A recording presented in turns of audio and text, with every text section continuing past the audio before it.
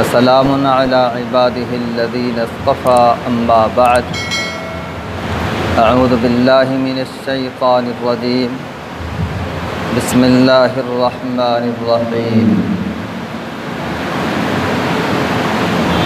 أصحابي كالنجوم فبأيهم اقتديتم اهتديتم وقال الله تعالى في مقام آخر إن الذين يبايعونك إنما يبايعون الله يد الله فوق أيديهم سبحان ربك رب العزة عما يصفون وسلام على المرسلين والحمد لله رب العالمين اللهم صل على سيدنا محمد وعلى آل سيدنا محمد وبارك وسلم۔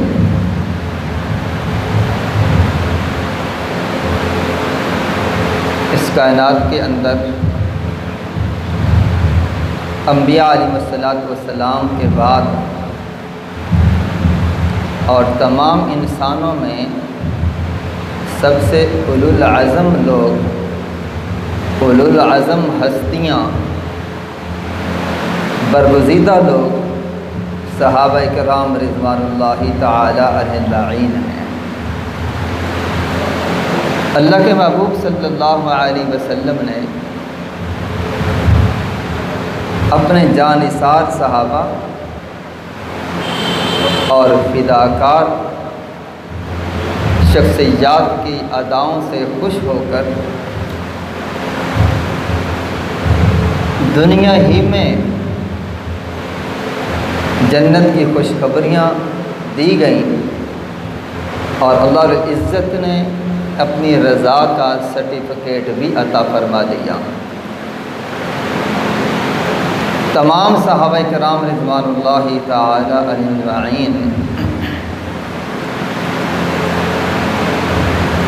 کو دین کی اشاعت میں اور دین کے پھیلانے میں جس قدر مشقتیں اور تکلیفیں برداشت کرنی پڑیں، اس قدر انبیاء علیہ السلام کے بعد کسی بھی ایسی ہستی کو دین کے لیے تکلیفیں نہیں اٹھائیں جتنی صحابہ کرام رضوان اللہ تعالی اجمعین نے اٹھائی ہیں۔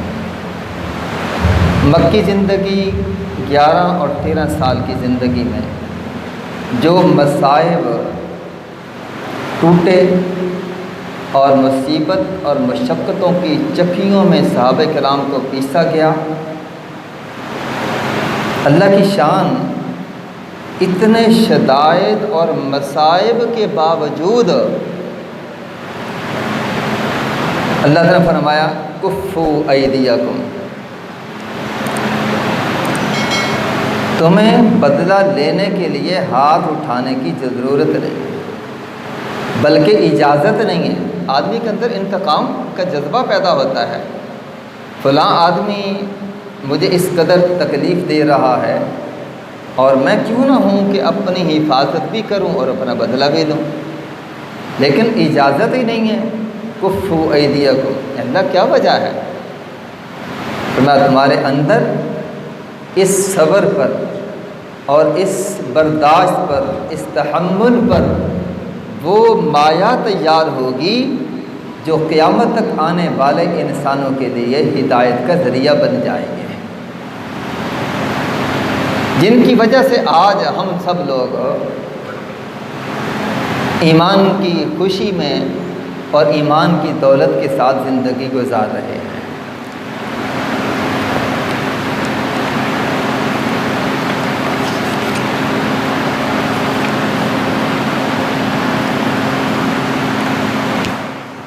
ان تمام صحابہ میں سے جو تیسرا درجہ ہے حضرت یا چوتھا حضرت عثمان غنی رضی اللہ تعالیٰ، جو 18 ذی الحجہ کو جمعے والے دن عصر کی نماز کے وقت جام شہادت نوش کر گئے،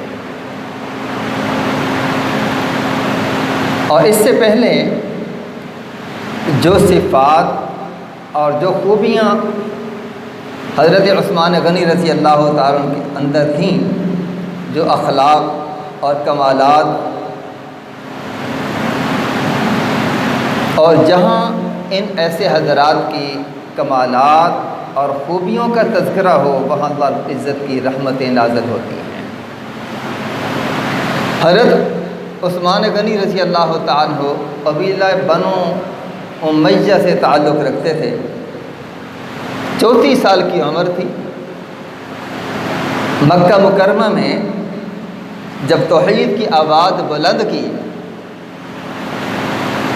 تو مخالفین نے اور باغیوں نے اور فسادیوں نے بجائے اس کے کہ اس آواز پر لبیک کی جائے، لبیک کہا جائے اور اس دعوت کو قبول کیا جائے، نہیں بلکہ مخالفت کرنا شروع کر دی اور اس توحید کی آواز کو روکنا شروع کر دیا۔ لیکن ایک ایسی ہستی حضرت ابو بکر صدیق رضی اللہ تعالی عنہ نے ہر طرح کوشش کر کے سنجیدہ لوگوں تک اس آواز کو پہنچانے کی کوشش کی، بلکہ آواز کو پہنچایا، یعنی اللہ کی توحید کو۔ حضرت ابو بکر صدیق رضی اللہ تعالی عنہ نے ساتھ دیا۔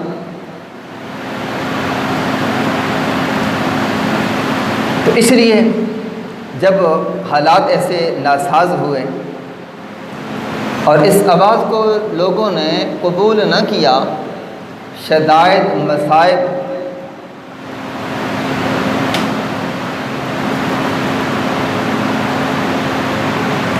حضرت ابو بکر صدیق رضی اللہ تعالی عنہ نے حضرت عثمان غنی رضی اللہ تعالی عنہ کو اسلام قبول کرنے کی دعوت دی۔ حضرت عثمان غنی رضی اللہ تعالی عنہ یوں لگتا ہے کہ پہلے سے ہی تیار تھے، اور ادھر رسول پاک صلی اللہ علیہ وسلم تشریف لے آئے۔ آپ علیہ السلام نے مختصر 2 کلمات فرمائے دعوت کے، لمبی چوڑی تقریر نہیں کی، کوئی عقلی نقلی دلائل نہیں دیے، بلکہ 2 باتیں فرمائیں۔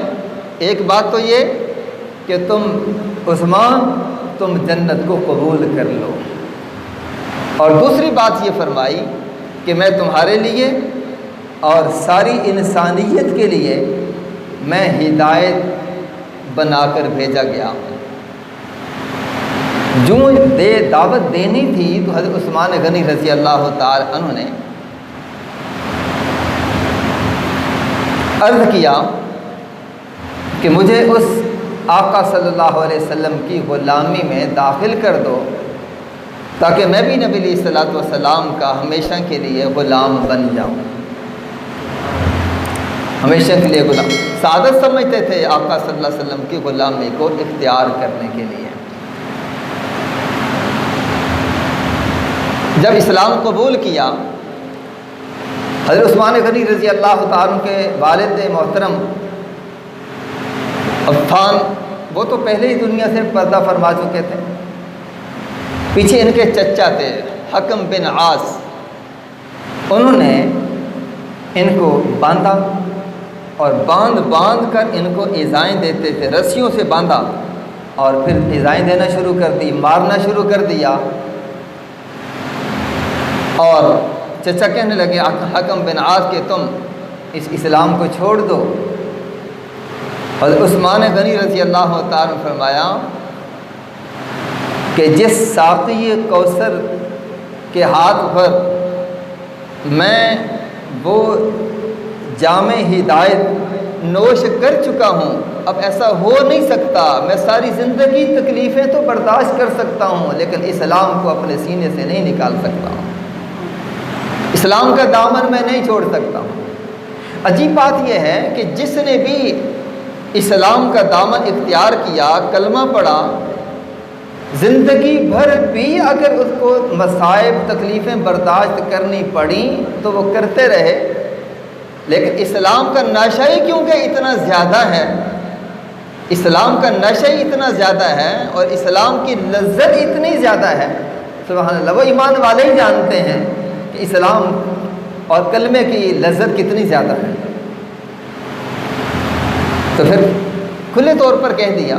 اور بھی بہت ساری مثالیں ایسی ہیں۔ فرعون کی بیوی آسیہ نے، حضرت آسیہ نے جس وقت اسلام قبول کیا تو فرعون نے کتنی دھمکیاں دی، کہنے لگا لَأُقَطِّعَنَّ أَيْدِيَكُمْ وَأَرْجُلَكُمْ مِنْ خِلَافٍ لَأُصَلِّبَنَّكُمْ فِي جُذُوعِ النَّخْلِ۔ سارے جادوگروں کو بھی جو اسلام لے آئے دھمکیاں دی، کہنے لگے ایک ہاتھ کاٹوں گا اور دوسرا پاؤں کاٹوں گا۔ اسلام کا عجیب نشہ، عجیب لذت ہے۔ کہنے لگے لا غیر انا الی ربنا منقلبون۔ فرعون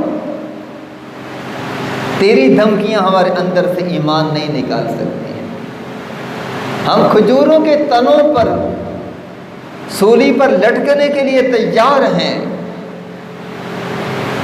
لیکن ایمان اندر سے نہیں نکال سکتے۔ ایسی حضرت عثمان غنی رضی اللہ تعالیٰ نے بھی انکار کر دیا۔ پھر ان مصائب کی وجہ سے رسول پاک صلی اللہ علیہ وسلم نے اجازت دی کہ آپ حبشہ کی طرف تشریف لے جائیں۔ چنانچہ حبشہ کی طرف تشریف لے گئے، وہاں کچھ عرصہ رہے۔ اطلاع ملی کہ قریش مکہ نے تو اسلام قبول کر لیا ہے، قریش مکہ تو اسلام لے آئے ہیں۔ جب مکہ مکرمہ پہنچے تو لیکن یہ افواہ غلط تھی۔ بہت سارے صحابہ نے ارادہ کیا کہ ہم واپس چلے جائیں، بہت سارے صحابہ واپس بھی حبشہ کی طرف واپس چلے گئے، لیکن حضرت عثمان غنی رضی اللہ تعالی عنہ یہ واپس نہیں گئے، کچھ عرصہ وہاں ٹھہرے اور پھر حضور پاک صلی اللہ علیہ وسلم نے مدینہ طیبہ کی طرف جانے کی اجازت دے دی۔ اب مدینہ طیبہ کے اندر جب پہنچے، وہاں دیکھا کہ وہاں بھی حالات ایسے ہی ہیں، مسلمانوں پر قسمہ پرسی کے حالات، مالی کمزوریاں۔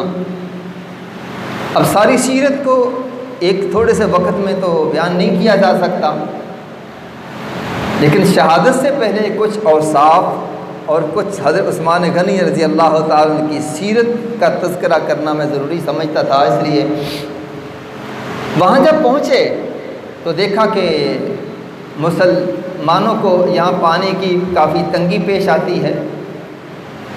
ایک یہودی کا کنواں تھا بئر رعمہ، یہ ارادہ کیا کہ اس کو خرید کر مسلمانوں کے لیے وقف کر دیا جائے۔ خیر خواہی اور مسلمانوں کے ساتھ بھلائی کا اس قدر اندر جذبہ تھا، جب اس یہودی سے بات کی تو اس نے اس کے دام بتائے۔ اس نے کہا ایسا ہو سکتا ہے کہ ایک دن پانی آپ بھرا کریں اور ایک دن پانی میں بھر لیا کروں گا۔ لہٰذا یہودی نے سوچا کہ چلو جس دن میری باری ہوگی سارے لوگ پانی بھر لیا کریں گے، تو ان کے پاس تو کوئی آئے گا نہیں۔ لیکن معاملہ کچھ اللہ کو کچھ اور منظور تھا۔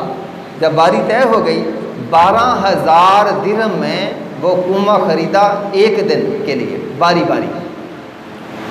اللہ کی شان، جس دن حضرت عثمان غنی رضی اللہ تعالیٰ کی باری ہوتی تھی، مسلمانوں نے پانی بھرنا ہوتا تھا، تو اس دن مسلمان پانی زیادہ بھر لیتے تھے تاکہ 2 دن یہ پانی استعمال کرتے رہیں۔ اور یہودی بیٹھتا دیکھتا رہتا تھا کہ میرے پاس تو اب کوئی آتا نہیں، اپنی باری کے دن بھی لوگ پانی بھرنے نہیں آتے۔ جب اس نے کہا کہ میرے روزگار کا دروازہ تو وہ بھی بند ہو گیا۔ حضرت عثمان غنی رضی اللہ تعالیٰ نے سوچا کہ اب میں پورے کنویں کا ہی سودا کر لیتا ہوں۔ وہ یہودی پورا کنواں بیچنے پر مجبور ہو گیا، مزید 8,000 درہم اس یہودی کو دیے اور پورا کنواں مسلمانوں کے لیے وقف کر دیا۔ یہ خوبیاں اور یہ صفات تھیں۔ جب مسلمانوں کی تعداد بڑھ گئی تو پھر نمازیوں کی تعداد بھی بڑھی۔ مسجد کے اندر اتنی جگہ نہیں تھی کہ سارے مسلمان نماز پڑھ سکیں۔ پھر جگہ خریدی اور اس جگہ اپنی ذاتی رقم سے جگہ خرید کر مسجد کی توسیع کر دی۔ یہ دوسرا ایسا عمل کیا۔ مسجد کی توسیع بھی اپنی ذاتی مال سے کی۔ اور حضرت عثمان غنی رضی اللہ تعالیٰ کو جو اللہ نے مال دیا تھا، پورے مدینہ طیبہ کے اندر ایسا مالدار اور کوئی شخص نہیں تھا۔ بلند و بالا عمارتیں جو دور دور سے نظر آتی تھی، اس لیے معلوم یہ ہوا کہ مالدار ہونا فی ذات ہی کوئی قباحت کی چیز نہیں ہے، کوئی بری چیز نہیں ہے، لیکن مال کو غلط استعمال کرنا یہ بری چیز ہے۔ بہت سارے ایسے صحابہ کرام رضوان اللہ تعالی اجمعین مالدار تھے۔ صحابہ کی بات، حضرت امام ابو حنیفہ رحمۃ اللہ علیہ بھی بہت صاحب ثروت شخصیت تھی۔ حضرت شیخ عبد القادر جیلانی رحمۃ اللہ علیہ کو بھی اللہ نے بہت زیادہ مال دیا تھا۔ تو مالدار ہونا فی نفسی ہی کوئی کبھی چیز نہیں ہے، لیکن جس وقت حضرت اللہ تعالیٰ نے حضرت کو عثمان غنی رضی اللہ تعالیٰ کو کثرت کے ساتھ مال عطا فرما دیا،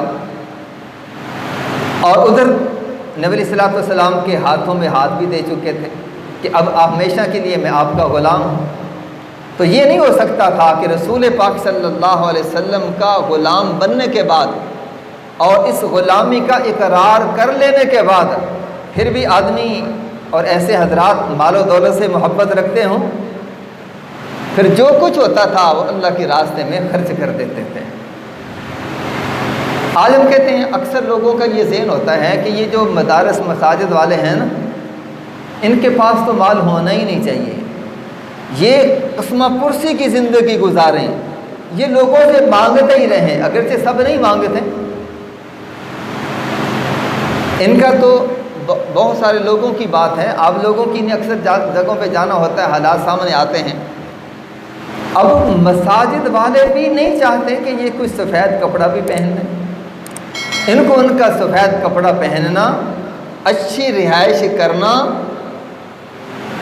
اچھا کھانا کھانا یہ بھی پسند نہیں آتا۔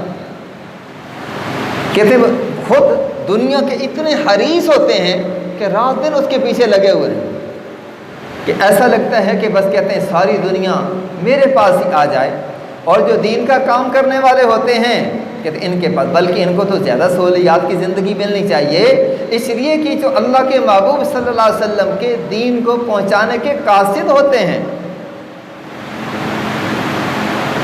جو مرتبہ اور مقام اللہ کے ہاں ان لوگوں کا ہے وہ تو دنیا داروں کا نہیں ہے، چاہے جتنا بھی مال کما لیں، جتنی دنیا حاصل کر لیں۔ حضرت ابو حنیفہ امام ابو حنیفہ رحمۃ اللہ علیہ کا کتنا مقام، ہم سارے ان کے مقلد ہیں، لیکن دنیا، حضرت شیخ عبد القادر جیلانی رحمۃ اللہ علیہ جیسی عظیم شخصیت، اللہ نے کتنی دنیا دی تھی۔ تو بہرحال کمال کا فی نفسی ہی ہونا یہ کبھی چیز نہیں ہے۔ جس وقت حضرت عثمان غنی رضی اللہ تعالی عنہ نے آپ علیہ الصلوۃ والسلام کے ہاتھ میں ہاتھ دے دیے بس، اور وسعت ظرفی اتنی تھی، فیاضی اتنی تھی کہ پتہ چلتا تھا کہ فلاں مسلمان فلاں جگہ پر لوگوں کو ایسی پریشانی ہے۔ ایک جگہ پر ایک خشک سالی ہوئی تو حضرت ابو بکر صدیق رضی اللہ تعالی عنہ نے اس غربت کی وجہ سے لوگوں کو فرمایا کہ آج شام تک آپ کی پریشانی دور ہو جائے گی۔ ادھر حضرت عثمان غنی رضی اللہ تعالی عنہ کا 1000 اونٹوں کا قافلہ شام سے آنے والا جب مدینہ طیبہ پہنچا، 100 نہیں 1000 اونٹوں کا قافلہ جب ملک شام سے مدینہ طیبہ پہنچتا ہے تو اور مدینہ طیبہ کے تاجر لوگ جمع ہو گئے خریدنے کے لیے۔ حضرت عثمان غنی رضی اللہ تعالیٰ نے پوچھا کہ ایک چیز 10 روپے کی ہے اور 10 روپے کے اوپر مجھے کون اس سے زیادہ نفع دینے کے لیے تیار ہے؟ تو تاجروں نے کہا کہ 10 روپے کی چیز پر ہم 12 روپے نفع دینے کے لیے تیار ہیں۔ پھر حضرت عثمان غنی رضی اللہ تعالیٰ نے پوچھا کہ اس سے زیادہ کون دے سکتا ہے؟ پھر کرتے کرتے کہنے لگے کہ ہم 15 روپے دینے کے لیے تیار ہیں۔ پھر حضرت عثمان غنی رضی اللہ تعالیٰ نے پوچھا کہ اس سے زیادہ کون دینے کے لیے تیار ہے؟ تو پھر لوگوں نے انکار کر دیا کہ اس سے زیادہ ہم نفع نہیں دے سکتے۔ حضرت عثمان غنی رضی اللہ تعالیٰ نے فرمایا مجھے تو اس پر 10 روپے کی چیز پر 10 روپے نفع ملتا ہے۔ حیران ہو گئے کہ تاجر لوگ تو ہم ہیں، لیکن اس پر 10 روپے کی چیز پر 10 روپے نفع دینے کے لیے کون تیار ہے؟ پھر حضرت عثمان غنی رضی اللہ تعالی عنہ نے وہ سارا مال 1000 اونٹوں کا سارا سامان لدا ہوا وہ حضور صلی اللہ علیہ وسلم کے حوالے فرما دیا اور فرمایا کہ ان سب کو اللہ کے راستے میں تقسیم کر دو۔ مال سے محبت نہیں تھی، لوگوں پر خرچ کرتے تھے۔ یہ فیاضی تھی حضرت عثمان غنی رضی اللہ عنہ۔ بلکہ جتنے بھی صحابہ کرام رضوان اللہ تعالی عنہم گزرے ہیں ان سب کی زندگی کو دیکھا جائے تو کسی صحابی کو بھی مال و دولت سے محبت نہیں تھی۔ ایک جہاد کے اندر کچھ لوگوں کی مفلسی کا تذکرہ ہوا، ایسی تنگی کی حالت ہے۔ حضرت عثمان غنی رضی اللہ عنہ کو پتہ چلا کہ یہودی لوگ اور منافق اور باغی لوگ عیش و عشرت میں زندگی گزاریں اور ہمارے مسلمان فقر و فاقے میں۔ فوراً 14 اونٹ با ساز و سامان کے آپ علیہ السلام کی خدمت میں پیش کر دیے۔ اے اللہ کے نبی صلی اللہ علیہ وسلم، مسلمانوں کی تنگی مجھ سے دیکھی نہیں جاتی، مسلمانوں کا فاقہ دیکھا نہیں جاتا، اس لیے آپ 14 اونٹ بھی اللہ کے راستے میں تقسیم فرما دیں۔ کیسے صفات سے بھرے ہوئے تھے، یہ خوبیاں تھیں حضرت عثمان غنی رضی اللہ تعالیٰ عنہ کے پاس۔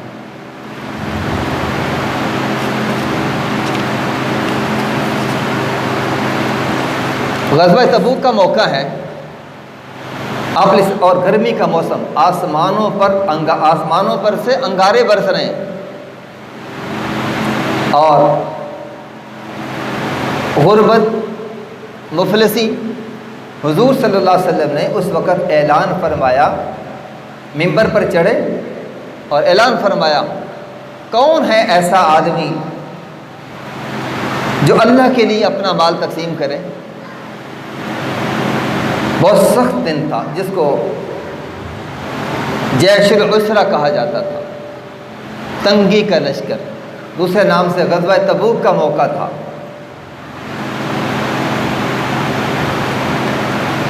حضرت عثمان غنی رضی اللہ تعالیٰ عنہ نے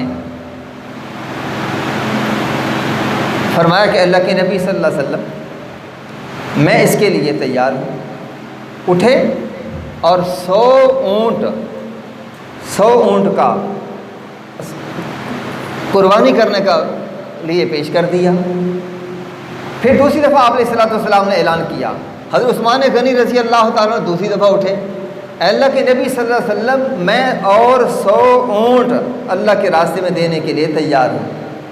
پھر نبی علیہ السلام نے تیسری دفعہ اعلان فرمایا اور پھر تیسری دفعہ بھی حضرت عثمان غنی رضی اللہ تعالیٰ عنہ ہی اٹھے اور فرمایا اے اللہ کے نبی صلی اللہ علیہ وسلم میں 300 اونٹ بما ساز و سامان کے اللہ کے راستے میں دینے کے لیے تیار ہوں۔ جس شخصیت کے اندر ایسی صفات پائی جاتی ہوں، ایسے حضرات کی پیروی اور اطاعت مسلمانوں کا فرض عین ہے۔ ان حضرات کی زندگی کا ہر عمل ہمارے لیے نمونہ بنتا ہے کہ ہم ایسے صحابہ کرام کی زندگی کو اختیار کریں اور ان کی پیروی میں زندگی گزاریں، مال و دولت سے محبت نہ کریں، اور جب بھی موقع آئے اور پھر ہم اللہ کے راستے میں اس مال کو تقسیم کرنے کی کوشش کریں۔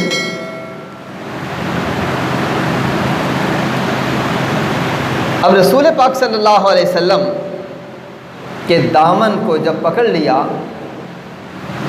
اس ہاتھ کو کبھی نجاست میں ملوث نہیں کیا، نجاست نہیں لگنے دی کہ یہ ہاتھ تو میں نبی علیہ السلام کے ہاتھوں میں دے چکا ہوں۔ یہ ان کے دل کے اندر رسول پاک صلی اللہ علیہ وسلم کا احترام تھا، کہ جو ہاتھ میں نبی علیہ الصلوۃ والسلام کے ہاتھوں میں دے چکا ہوں اس کو پوری زندگی نجاست نہیں لگنے دی۔ تو رسول پاک صلی اللہ علیہ وسلم کا بھی تو انتخاب کیسا تھا۔ آج ہم لوگ اپنا کسی بچے اور بچی کا رشتہ جو کرتے ہیں تو کتنی تحقیقات کرتے ہیں، ہمسایوں سے پوچھتے ہیں اور دوسرے لوگوں سے پوچھتے ہیں۔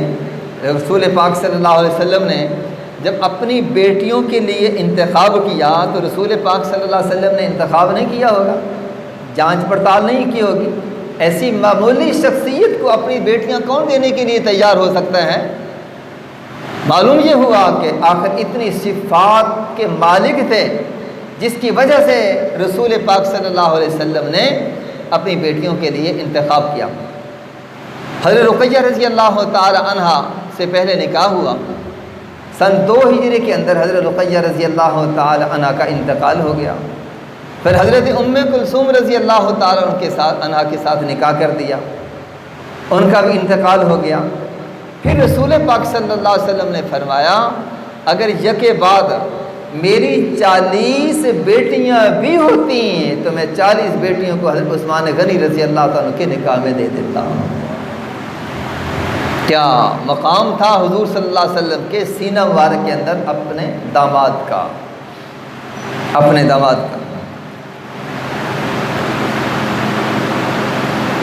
حضرت عثمان غنی رضی اللہ تعالیٰ عنہ دفعہ ممبر پر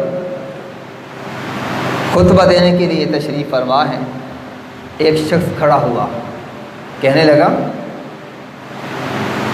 آپ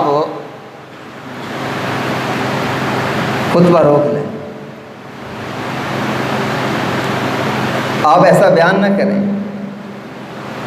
حضرت عثمان غنی رضی اللہ تعالی عنہ نے بڑے حلم بردباری کے ساتھ، بڑی تواضع کے ساتھ ان کو روکا، اور پھر وہ شخص کھڑا ہوا، نہ انتقام لیا اور نہ اس سے کوئی برا بھلا کہا، نہ اس کو کوئی برا بھلا کہا، بلکہ اس کو آسان طریقے سے سمجھانے کی کوشش کی۔ بالآخر یہ حضرت عثمان غنی رضی اللہ تعالیٰ عنہ ایسی صفات کے جامع تھے۔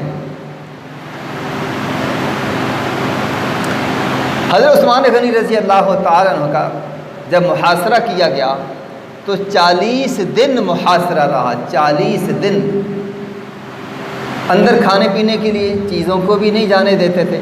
حضرت ام حبیبہ رضی اللہ تعالیٰ عنہ نے کچھ سامان اونٹ پر لادا اور اندر پہنچانے کی کوشش کی، تو اور وہ سامان بھی اندر پہنچانے کے لیے اجازت نہ دی گئی۔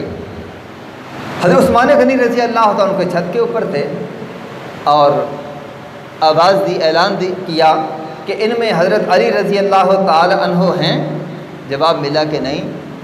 حضرت عثمان غنی رضی اللہ تعالی عنہ نے فرمایا کہ ان کو کہو کہ ہمیں کچھ پانی پینے کے لیے یہاں بھیج دیں، اور پھر خطبہ دیا اور بڑے دل سوز کے ساتھ، درد دل کے ساتھ فرمایا وہ وقت یاد کرو جس وقت مسلمانوں پر تنگی تھی، ان کو میٹھا پینے کے لیے نہیں ملتا تھا، میں نے اپنے ذاتی پیسوں سے ایک کنواں یہودی سے خریدا اور کنواں سارا مسلمانوں کے لیے وقف کر دیا۔ اور وہ وقت یاد کرو جبکہ مسلمانوں کے لیے نماز پڑھنے کی جگہ بھی تنگ تھی، میں نے اپنے ذاتی پیسوں سے مسجد کے لیے جگہ خریدی اور مسجد کی توسیع کی، اور پھر اس مسجد کے اندر آج مجھے جانے کے لیے روکا جاتا ہے۔ میں نے بھائی یہ وہ سب حالات دیکھو۔ اور جس وقت حضرت عثمان غنی رضی اللہ تعالیٰ عنہ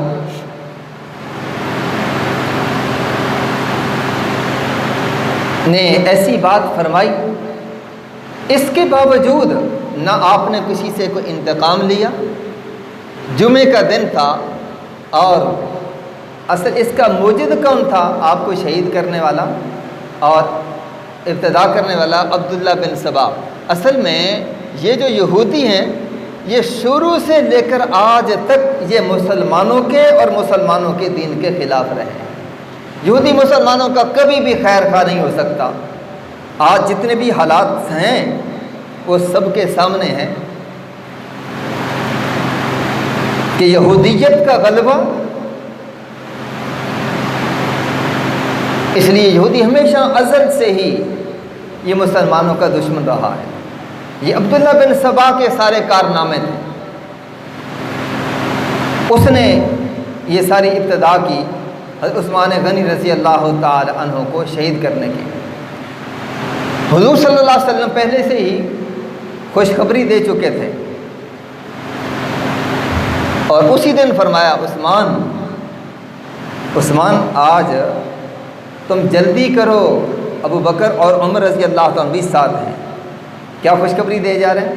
حضور صلی اللہ علیہ وسلم فرمایا عثمان جلدی کرو، آج ہم افطار شام کو اکٹھا کریں گے، یعنی کہ آپ تو جامع شہادت نوش کر جائیں گے اور ہم افطار اکٹھا کریں گے۔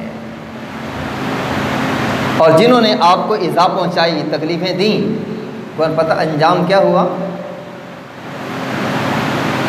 ابو قلابہ رضی اللہ تعالیٰ فرماتے ہیں شام کے اندر ایک شخص جس کے دونوں ہاتھ پاؤں کٹے ہوئے تھے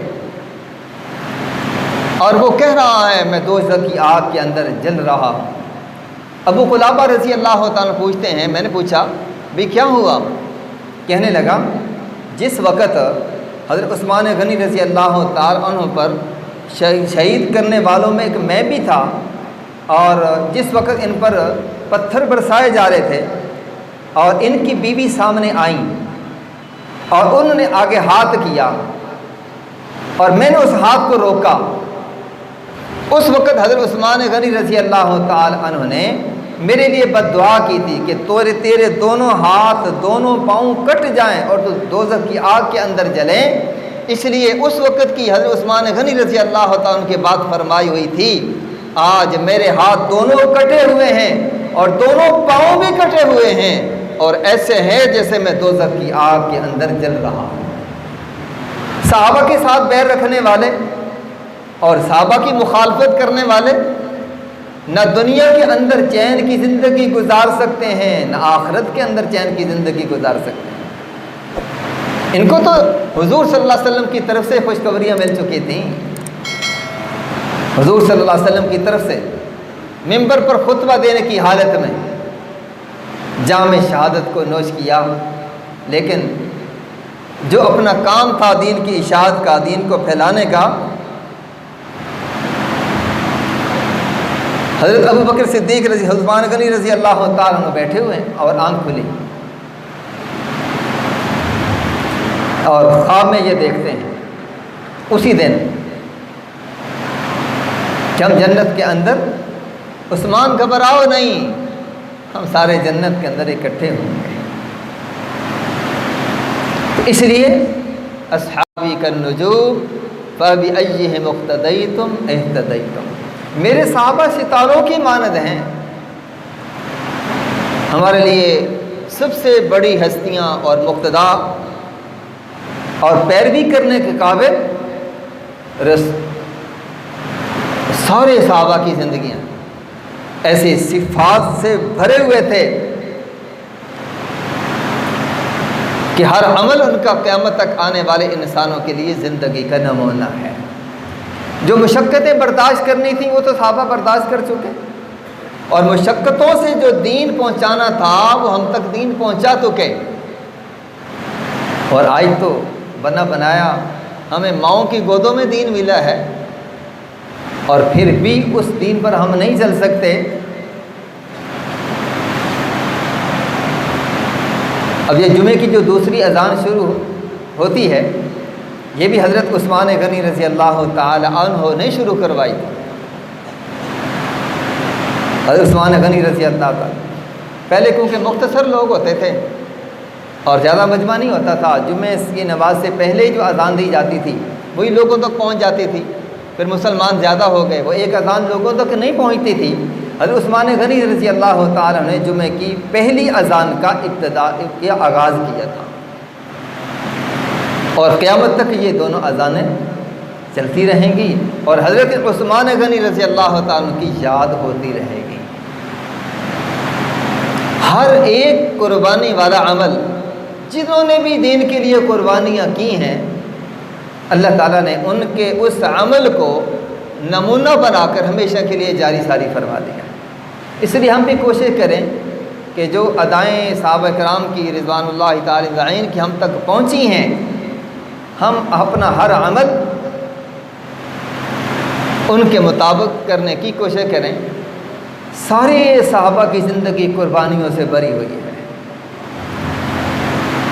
سارے صحابہ کی زندگی،